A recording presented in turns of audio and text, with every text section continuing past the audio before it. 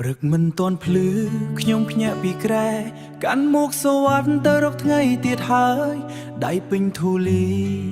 មានគ្រួសារចាំមើលផ្លូវ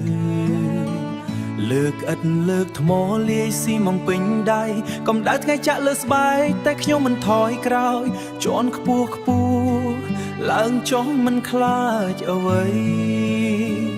ញើសធ្លាក់ដូចភ្លៀងតែចិត្តនៅតែទៅមុខជានិច្ច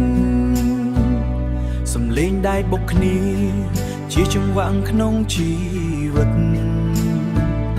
សំលេងម៉ាស៊ីនរំខានតែជាសុខបន្សងពិតអាគារខ្ពស់មួយនេះមិនមែនកើតពីខ្យល់វាកើតពីដៃខ្ញុំនឹងការតស៊ូគ្មានថ្ងៃឈប់ខ្ញុំជាកម្មករសំណងក្រៅមេធំញើសមួយដំណងបដូរជាអាណត្តិគ្រួសារទោះជីវិតលំបាកទោះជីវិតមិនរត់គេចព្រោះក្តីស្រមៃកូនជាកម្លាំងឲ្យខ្ញុំជាកម្លាំងឲ្យខ្ញុំរស់ថ្ងៃខ្លះហត់ណាស់ដៃជើងស្ទើរតែគ្មានកម្លាំងតែពេលនឹកម្ដាយនឹកកូនខ្ញុំត្រូវតែរឹងមាំបាយមួយប្រអប់ក្រោមម្លប់ចិញ្ចាមសម្រាប់អ្នកតីវាធម្មតាតែសម្រាប់ខ្ញុំវាជាកម្លាំង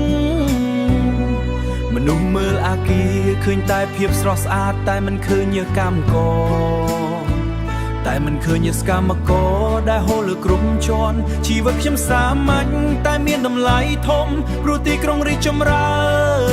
នកើតពីដៃកម្មករយើងខ្ញុំជាកម្មករសំណងក្រៅមេធំញើសមួយដំណងបដូរជាអាណត្តិគ្រួសារទោះជីវិតលំបាកទោះជីវិតមិនរត់គេចព្រោះក្តីស្រមៃកូនជាកម្លាំងឲ្យខ្ញុំជាកម្លាំងឲ្យខ្ញុំ